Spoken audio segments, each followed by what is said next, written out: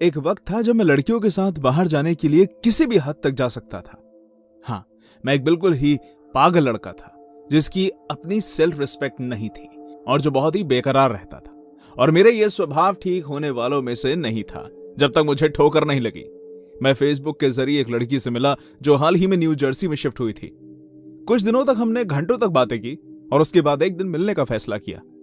मैं ऐसी डेट्स पर पहले भी गया था जहां मैं उस लड़की को बहुत ही कम जानता था, इसलिए एक अनजान के साथ डेट पर जाना मेरे लिए नया नहीं था।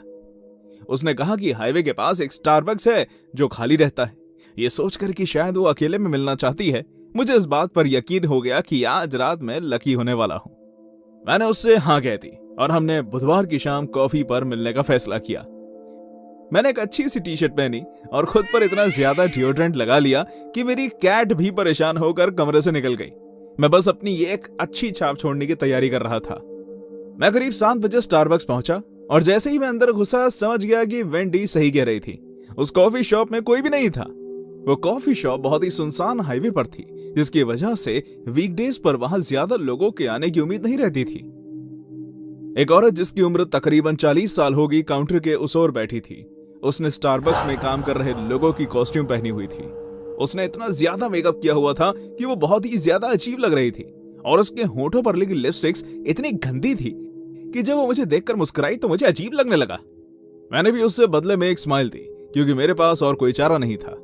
फिर मैं कोने के एक टेबल पर जाकर बैठ गया। मैं वेंडी को मैसेज करके पूछना चाहता था कि उसे और कितना वक्त लगेगा, पर फिर मुझे लगा कि कहीं ऐसा करने से मैं बेकरार ना लगूं, इसलिए मैं आराम से इंतजार करना बेहतर समझा। मैं अपने फोन पर फेसबुक चला रहा था जब काउंटर से वो औरत मेरे पास आई। उस औरत ने नीले रंग की जीन्स पहनी थी और उसके ऊपर काले रंग की टी शर्ट और उस पर स्टारबक्स का एप्रन। क्या मैं तुम्हारे लिए कुछ लेकर आऊं डार्लिंग? मेरी मॉम की उम्र की औरत के मुंह से अपने लिए डार्लिंग सुनकर मैं अनकंफर्टेबल हो गया। मैंने खुद को संभाला और जवाब दिया,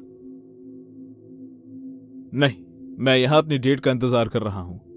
खैर, लगता है वो लेट है। मैं वहीं उस काउंटर पर बैठी हूं, अगर तुम बोर हो रहे हो तो मुझे बता देना। ऐसा कहकर वो वापस जाने लगी और जाते हुए वो बहुत ही फ्लर्टी वे से चल रही थी।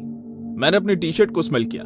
मुझे लगा कि मैंने शायद कुछ ज्यादा ही डिओड्रेंट स्प्रे कर लिया है, जिसकी वजह से हर किसी का ध्यान मुझ पर आकर्षित हो रहा है। अगले कुछ सेकंड्स तक मैंने देखा कि जब भी मेरी नजर उस औरत पर जाती थी वो मुझे देखकर मुस्कुरा रही होती थी। 15 मिनट तक जब तक वेंडी नहीं आई तो मैंने घर वापस जाने के बारे में सोचा। मैं बस उठने के लिए तैयार ही हो रहा था कि तब वेंडी एक बिजली की तरह अंदर आई। वो अपनी तस्वीरों के मुकाबले काफी मोटी थी। मैं जितना भी पागल क्यों नहीं था, पर मुझ में इतनी डिसेंसी थी कि किसी को भी उसके रंग रूप को देखकर जज ना करूं। और सच कहूं तो वो मुझे प्यारी लगी, इसलिए मैंने उसे देखकर मुस्कुराया और अपना हाथ हिलाया। वेंडी भी मुस्कुराई और मेरे साथ आकर बैठ गई। माफ करना, मेरी गाड़ी खराब हो गई थी। तुम कब से इंतजार कर रहे हो? ज्यादा देर नहीं, मैं बस अभी आया हूं। मैंने उसे कंफर्टेबल महसूस कराने के लिए झूठ बोल दिया। मैं खुश था कि काउंटर पर बैठी वो औरत मुझे परेशान करना बंद कर देगी।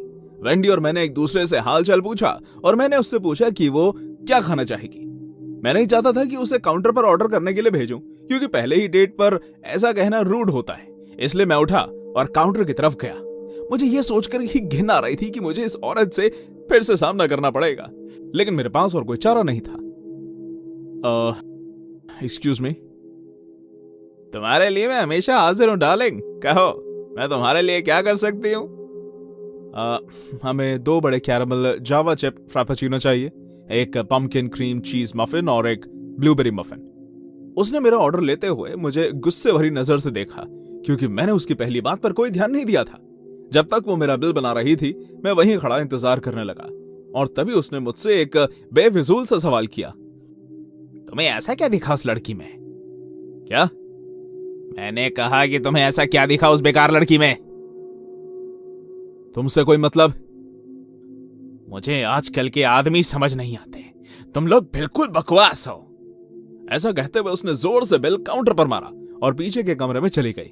इस सब के बाद मेरा दिमाग घूम गया और मैं कंफ्यूज होकर वापस आया। वेंडी ने मुझे इस तरह देखकर पूछा कि क्या सब ठीक है। मैंने उसे इन सब में नहीं घसीटा, इसलिए मैंने फिर एक बार उससे झूठ कहा कि सब ठीक है।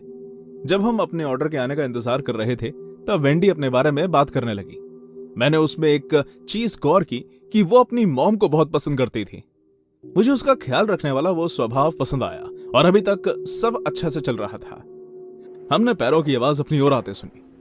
वो औरत हमारे टेबल पर आई और बिना कुछ कहे उसने हमारा ऑर्डर वहां रख दिया। मैंने भी उसे नजरअंदाज किया और अपना सारा ध्यान वेंडी पर रखा, पर वो औरत वहां से गई ही नहीं। वो वहीं खड़ी रही और हैरानगी की बात तो यह है कि वेंडी को इस बात से कोई आपत्ति नहीं हुई। मैंने उस औरत की ओर देखा और कहा,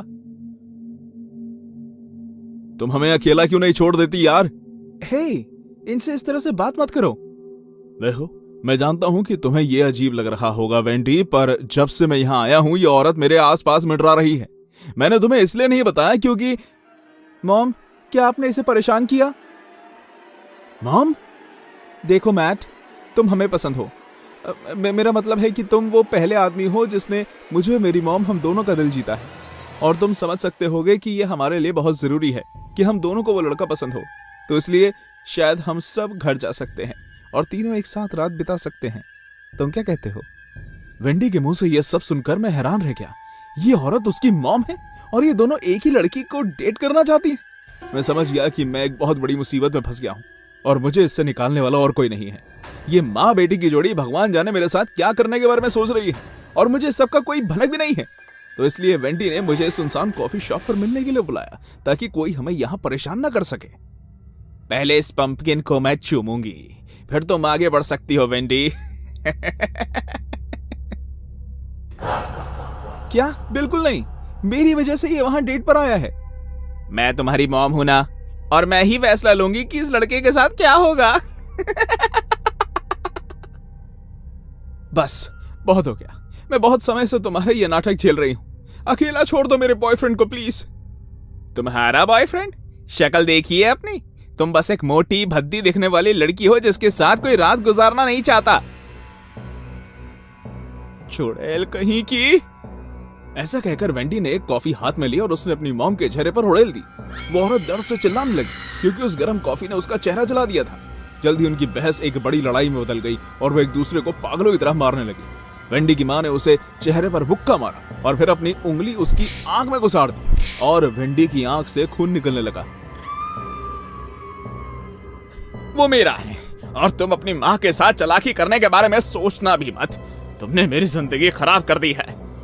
वेंडी की मॉम उसके ऊपर बैठ गई और अपनी तेज नाखूनों वाली उंगलियों से उसकी आंखों में अड़ा कर रखी और अपनी बेटी के लिए ऐसी ऐसी बातें कहने लगी जो कोई मां नहीं कहती। वेंडी इन बातों को और बर्दाश्त नहीं कर पाई और उसने अपनी मां के बालों को जोर से पकड़ा और उन्हें इतनी जोर से खींचा कि वो उसके हाथ में आ गए और उसके सर से खून निकलने लगा। मैं उन्हें देखकर हैरान रह गया और कुछ समय तक तो मुझे समझ में नहीं आया कि मैं क्या करूं। वो जंगली जानवरों की तरह लड़ रहे थे और किसी को भी एक दूसरे पर दया नहीं आ रही थी। जैसे ही वो औरत दर्द के मारे जमीन पर गिरी, वेंडी उठी और उसने अपने हाथ में एक कुर्सी पकड़ ली और फिर वो कुर्सी को अपने मां के सर पर जोर से मारने लगी और चिल्लाते हुए बोली, ये मेरा है और मैं मोटी नहीं हूं, मैं बदसूरत नहीं हूं। तुम बदसूरत हो, तुम बदसूरत हो, तुम्हें मरना होगा, मरना होगा। उसने मेरी आंखों के सामने अपनी मॉम को जान से मार दिया और मैं डर के मारे वहीं खड़ा रह गया। उसका पूरा चेहरा खून से रंग गया, उसके हाथों पर भी खून लग गया। फिर वो मेरी तरफ मुड़ी और कहने लगी, आखिरकार हम अपनी डेट शांति से कर सकते हैं, अब वो हमें कभी परेशान नहीं करेगी। मैंने पुलिस को फोन कर दिया और जब तक पुलिस आई वेंडी वही बात बार बार दोहराती रही, अब वो हमें कभी परेशान नहीं करेगी, अब मैं आजाद हूं। जब पुलिस उसे ले जा रही थी तो उसने एक आखिरी बार मुझे मुड़कर देखा और किस देते हुए कहा, मैं तुमसे फिर मिलूंगी मेरी जान, तब हमें कोई परेशान नहीं करेगा। मैंने अपना घर बदल कर किसी और जगह ले लिया। मैंने उसे अपने फेसबुक से भी ब्लॉक कर दिया। मैं उम्मीद करता हूं कि मुझे फिर कभी उसका सामना नहीं करना पड़ेगा। मैं नहीं जानता कि क्या मैं कभी किसी लड़की पर विश्वास कर भी पाऊंगा या नहीं। जो कहानी मैं आज आपको सुनाने जा रहा हूं वो 100% सच है।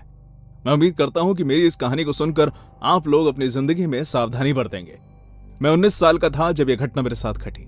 मेरे पेरेंट्स ओहायो में रहते थे और मैं कुछ दिनों के लिए उनके साथ रहने जा रहा था। पैसों की कमी होने की वजह से मुझे उस रात की सबसे सस्ती फ्लाइट लेनी पड़ी। खराब मौसम की वजह से उस रात बहुत सी फ्लाइट्स देरी से चल रही थी। मैं एयरपोर्ट के अंदर खड़ा होकर रनवे को बारिश में गीला होते देख रहा था जब किसी ने पीछे से कहा, क्या तुम्हारे पास लाइटर है? मैं पीछे मुड़ा और मैंने एक बूढ़े और मोटे आदमी को देखा। उसकी दाढ़ी अलग अलग जगह से बड़ी हुई थी और उसकी नाक इतनी तीखी थी कि किसी की भी आंख में छेद कर दे। जब उसे लगा कि मैं बस उसे देखे ही जा रहा हूं और कोई जवाब नहीं दे रहा, तो उसने चुटकी बजाते हुए अपना सवाल फिर से दोहराया। ए, क्या तुम्हारे पास लाइटर है? नहीं, माफ कीजिएगा, मैं स्मोक नहीं करता। ना जाने इस दुनिया को आजकल क्या हो गया है। जब मैं तुम्हारी उम्र का था तो दिन में 2 पैक खत्म कर देता था। अपने फेफड़ों का कोई इस्तेमाल करो। इस उम्र में आकर आपको जवान बच्चों को स्मोक करने से मना करना चाहिए। वेल, मैं बिंदास लोगों में से हूं। आजकल ऐसे लोग बहुत कम मिलते हैं दोस्त। जब वो बात कर रहा था तो मैं बड़े ही गौर से उसके ऊपर से नीचे देख रहा था। उसने बहुत ही महंगा सूट पहना हुआ था और बाएं हाथ में सोने की घड़ी जो चमक रही थी जब भी वो अपना हाथ हिलाता। उसके दांत बहुत ही गंदे थे, जिससे पता चलता था कि वो अपनी स्मोक करने की आदत के बारे में झूठ नहीं बोल रहा था। वो मुझसे इधर उधर की बातें करने लगा और उसने ये भी पूछा कि मैं कहां जा रहा हूं। मैंने उसे अपने बारे में ज्यादा बातें नहीं बताई क्योंकि मैं रिजर्व किस्म का इंसान हूं, जबकि उसे इस बात का एहसास हो चुका था कि मैं उससे बात करने में इच्छुक नहीं हूं। फिर भी वो वहां खड़ा हुआ और मुझे देखता रहा। मैंने उसे नजरअंदाज किया और कुछ देर बाद अपनी सीट पर वापस आकर बैठ गया। प्लेन उड़ने में अभी काफी वक्त था और मैं सोना नहीं चाहता था।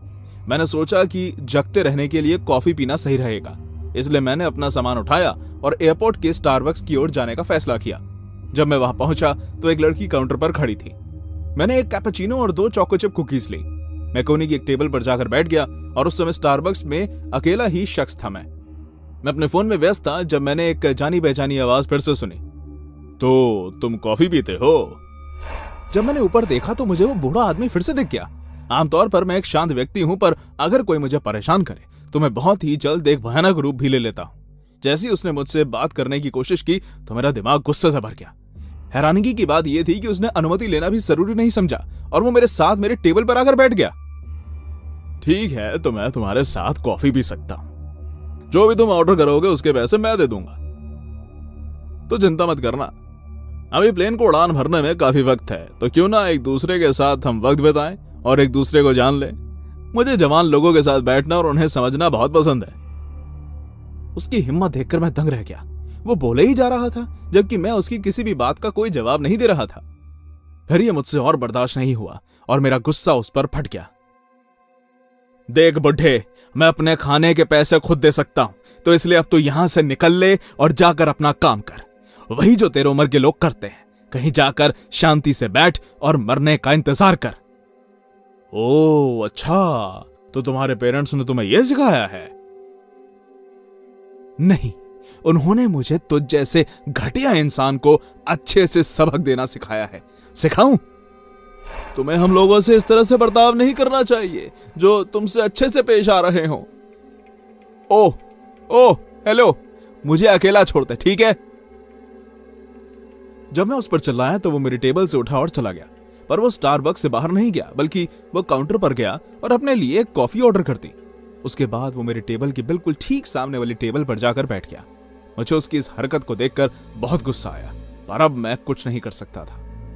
मैंने खुद को शांत किया और अपनी कॉफी का आने का इंतजार करने लगा। वो आदमी सामने बैठकर मेरी हर हरकत पर नजर रखने लगा। अपने अपमान के बाद मैं देख सकता था कि उसके चेहरे पर गुस्सा था, पर मुझे उससे कोई फर्क नहीं पड़ता था। कुछ सेकंड्स बाद ही मेरा ऑर्डर आ गया और मैंने अपनी कॉफी का पहला घूंट लिया, लेकिन उससे पहले ही उस आदमी ने अपनी घटिया हरकतें शुरू कर दी। वो अपने पीले दांत दिखाते हुए मेरी तरफ मुस्कुराने लगा और उसने टेबल पर पड़ा एक नैपकिन को उठाया। उसने नैपकिन खोला और उसे टेबल पर बिछा दिया। फिर उसने अपनी एक उंगली अपनी नाक में डाली और अपनी नाक के गंदे बाल निकाले। एक एक बाल निकालकर वो बड़े ही प्यार से उसे नैपकिन पर रखने लगा और फिर घिनौनी तरह से मुझे देखकर मुस्कुराने लगा। मुझे इस तरह परेशान करके उसे बहुत मजा आ रहा था और मैं भी कॉफी शॉप से निकलकर बाहर नहीं जा सकता था। मैं जानता था कि वो यही चाहता है और अगर मैंने ऐसा किया तो उसका मतलब होगा कि वो जीत गया। जब बात मेरे गौरव और आत्मसम्मान पर तो मैं बहुत ही जिद्दी हूं, इसलिए मैं वहीं बैठा रहा जब वो आदमी नैपकिन पर अपने नाक के बाल निकाल कर रख रहा था। मैंने उसकी तरफ देखना बंद कर दिया क्योंकि ऐसे में कुछ भी पीना या खाना नामुमकिन था। कुछ देर बाद मुझे वॉशरूम जाने की जरूरत महसूस हुई, पर मैंने अपनी कॉफी अभी तक खत्म नहीं की थी। उस वक्त वो जगह पूरी तरह से खाली थी और काउंटर पर बैठी लड़की भी लेट नाइट शिफ्ट होने की वजह से नींद में थी। मैं और नहीं रुक पा रहा था और मैं ये भी नहीं चाहता था कि मैं अपने सामान ऐसे ही छोड़कर चला जाऊं, क्योंकि मुझे यकीन था कि ऐसा करने से आदमी मेरा सामान चुरा सकता है और अगर उसे मौका मिला तो वो मेरा बैग खोलकर भी देख सकता है। मैं उठा और स्टारबक्स में काम कर रही उस लड़की के पास गया। मैंने उसे मेरा सामान का ध्यान रखने की रिक्वेस्ट की। फिर मैं फटाफट से वॉशरूम गया। जब मैं वापस आया तो वो आदमी भी अभी वहीं बैठा था और अपनी कॉफी पी रहा था।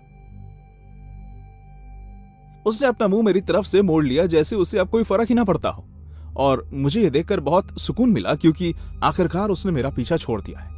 मैं वापस से आकर अपनी जगह पर बैठ गया ताकि अपनी कॉफी खत्म कर सकूं और वापस जाकर वेटिंग रूम में बैठ सकूं।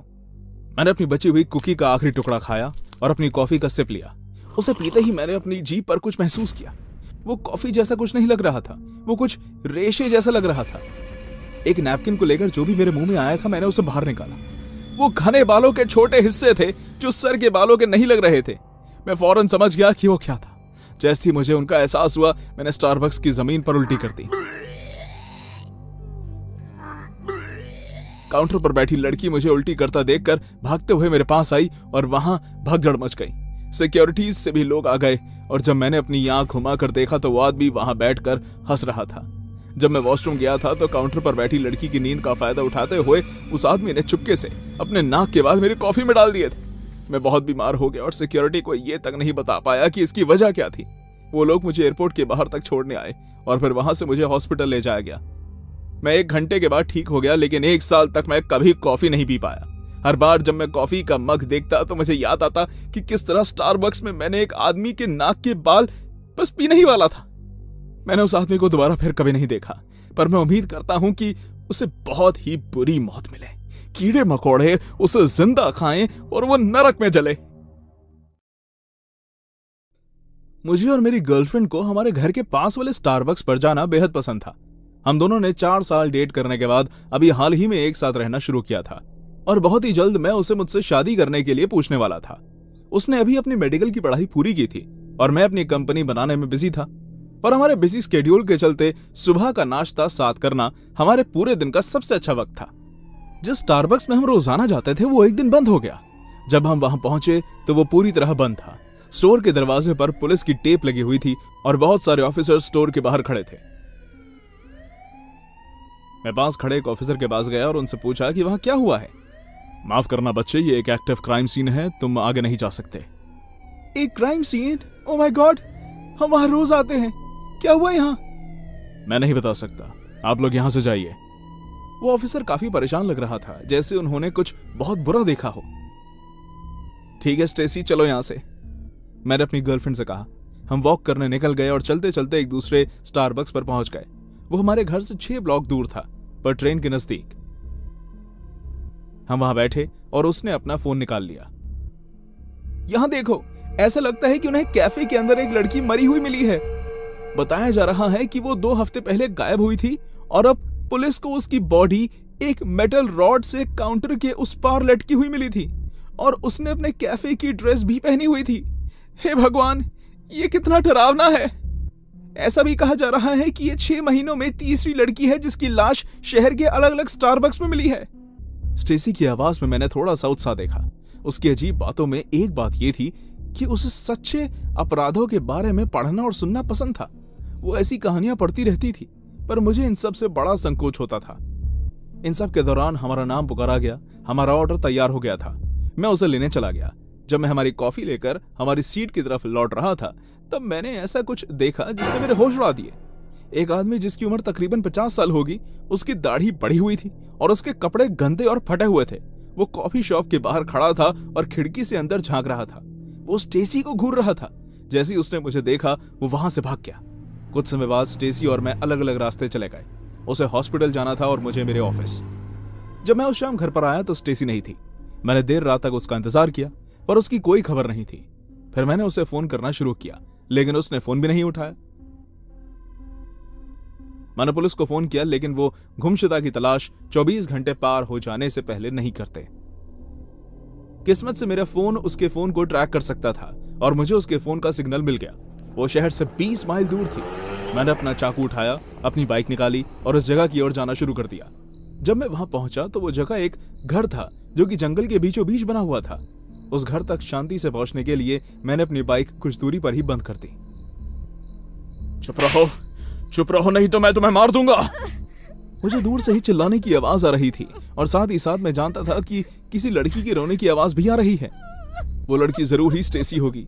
मैं उस घर की तरफ गया और दरवाजे के पास जाकर खड़ा हो गया। नहीं, मैंने कहा चुप रहो। वो स्टेसी ही थी। मैंने एक लात मारकर दरवाजा खोल दिया और अपना चाकू निकाल लिया। दूर हो जा उससे। उस आदमी ने मुड़कर मुझे देखा। उसके पास कोई हथियार नहीं था, लेकिन मुझे एहसास हुआ कि वो मुझसे कई ज्यादा ताकतवर था। वो मेरी तरफ भागने लगा, लेकिन मैंने उससे बचकर उसके आगे अपना पैर फंसा दिया, जिससे वो मुंह के बल जमीन पर गिर गया। इससे पहले कि वो उठ पाता, मैं स्टेसी के पास गया और टेप काटने लगा, जिससे उसे कुर्सी पर बांधा गया था। ओह माय गॉड जैक, जल्दी करो, यहां से भागते हैं। अब तक वो आदमी उठ चुका था और दरवाजे को रोककर उसके आगे खड़ा था। वो इकलौता दरवाजा था जिससे हम बाहर निकल सकते थे। उस दरवाजे के पास एक लैंटर्न भी पड़ी हुई थी। वो मुझे पकड़ने के लिए मेरी तरफ भागा, पर इस टाइम मैंने जब उसे चकमा दिया तो मैंने अपने चाकू की मदद से उसके चेहरे पर एक घाव छोड़ दिया। मैंने उसे पूरी तरह घायल कर दिया। जब वो दर्द में अपने घाव को पकड़कर चिल्लाने लगा तो मैं और स्टेसी दरवाजे के बाहर निकलने लगे। हम बस निकलने ही वाले थे। स्टेसी वहां रुकी और उसने अपने हाथ में उस लैंटर्न को पकड़ लिया और उसे जोर से जमीन पर गिरा दिया। वो घर लकड़ी का बना हुआ था, जिसकी वजह से यहाँ आग लग गई। हम उस घर से निकलकर जंगल में घुस गए जब हमें उस आदमी के चिल्लाने की आवाज आई। पैट्रिशिया, वो लोग भाग रहे हैं। वो घना काला जंगल अचानक एक ट्रक की हेडलाइट से उजागर हो गया। उसकी रोशनी ठीक हम पर पड़ रही थी। हमने एक औरत के चिल्लाने की आवाज सुनी। इधर वापस आओ सुअर के बच्चों। वो उस ट्रक के पास खड़ी होकर हम पर गोलियां बरसाने लगी। उनमें से एक मुझे लगते लगते बची, पर स्टेसी और मैं इतनी जोर से भाग रहे थे कि वो हमें उन जंगलों में ढूंढ ही नहीं पाई। मैं अंधेरे में अपनी बाइक ढूंढने की कोशिश करने लगा। वो गोलियां हमारे आसपास लगे पेड़ों पर लग रही थी। वो औरत पैट्रिशिया हमारा शिकार कर रही थी। हमारी किस्मत अच्छी थी कि वो फ्लैशलाइट उस पर भी पड़ रही थी, जिसकी वजह से जंगल के अंधेरे में भी मैं देख सकता था कि वो किस तरफ खड़ी है। वो हमसे बहुत दूर खड़ी थी और हम आसानी से भाग सकते थे। हमें अपनी बाइक दिख गई और हम उस पर बैठकर निकल गए। मैं जितना तेज हो सकता था उतनी तेजी से बाइक चलानी शुरू कर दी। देखते हैं कि तुम कितना भाग सकते हो। हम उसे पीछे छोड़कर बहुत आगे निकल गए और सीधे पुलिस स्टेशन गए।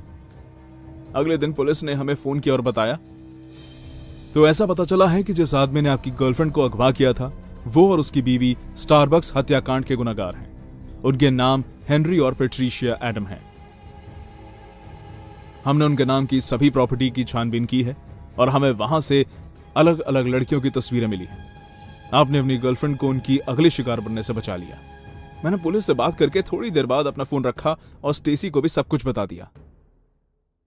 पुलिस ने बताया है कि जब वो वहां पहुंचे तो उस आदमी का काफी खून बह चुका था और उसकी बीवी वहां से भाग चुकी थी, पर वो जल्द ही उसे भी पकड़ लेंगे, इसलिए चिंता करने की कोई जरूरत नहीं है।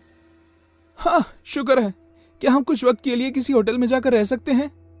हमें कोई नुकसान नहीं पहुंचा था और शायद वो पागल औरत जानती थी कि हम कहां रहते हैं, इसलिए मैं मान गया। हम उसी दोपहर घर से निकल गए। मुझे एक अजीब सा एहसास होने लगा कि शायद कोई हमारा पीछा कर रहा है। जब हम होटल पहुंचे और हमारे हाथ में हमारे कमरे की चाबी आई तो हम सुरक्षित महसूस करने लगे, पर यह एहसास सिर्फ तब तक था जब तक आधी रात को हमारी नींद नहीं खुली। हमारी नींद कांच टूटने की आवाज से खुली। तुम्हें लगा कि तुम बच जाओगे? वो औरत हमारे सामने खड़ी थी। वो अपनी तस्वीरों के मुकाबले काफी कम उम्र की लग रही थी। उसने हरे रंग की एप्रन पहना था जो अक्सर स्टारबक्स में काम कर रहे लोग पहनते थे। मैं चिल्लाया, क्या चाहिए तुम्हें? स्टेसी मेरे साथ बैठी थी और डर के मारे उसने मेरा हाथ जोर से पकड़ कर रखा था। मैं चाहती हूं कि ये इस बेड से उठकर दूर खड़ी हो जाए। तुमने सही सुना मेरी जान, वहां जाकर खड़ी हो जाओ। स्टेसी अपनी जगह से नहीं हिली, इसलिए पैट्रिशिया उसकी तरफ गई और उसके बालों से उसे खींचकर बेड से उतार दिया। मैं बेड से उतरकर पास के ड्रॉर से अपना चाकू निकालने के लिए उठ गया। तुमने मेरा घर जला दिया। उस वक्त उसने मुझ पर गोली चलाई जो मेरे पैर पर लगी। मैं जमीन पर गिर गया। मैं हिल भी नहीं पा रहा था। उस वक्त स्टेसी ने अपनी कोहनी उसके चेहरे पर मारी। मैं कभी स्टेसी से ऐसे किसी चीज की उम्मीद नहीं कर सकता था। पैट्रिशिया दर्द में अपना चेहरा पकड़कर बैठ गई। उसकी नाक से खून निकलने लगा था। स्टेसी बेड पर चढ़कर मेरे पास आ गई और मुझे बचाने के लिए मेरे आगे आकर बैठ गई। फिर वो ड्रॉर के पास गई और वहां से मेरा चाकू निकाल कर ले आई। जब तक पैट्रिशिया उठती हम वहां से भाग चुके थे। हम हॉलवे से भागकर होटल के फ्रंट गेट तक पहुंचे और वहां से हमने पुलिस को फोन किया और फिर वो हमारी मदद करने आए। वो रात हमने पुलिस स्टेशन में बिताई।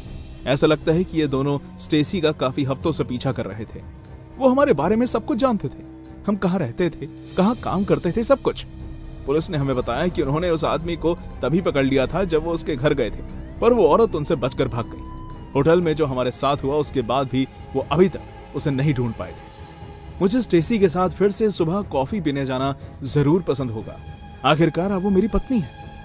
पर अब हम इस बाहर की दुनिया से और भी ज्यादा डर गए हैं। कौन जाने क्या हो जाए। इसलिए अभी के लिए हम घर पर ही नाश्ता करते हैं।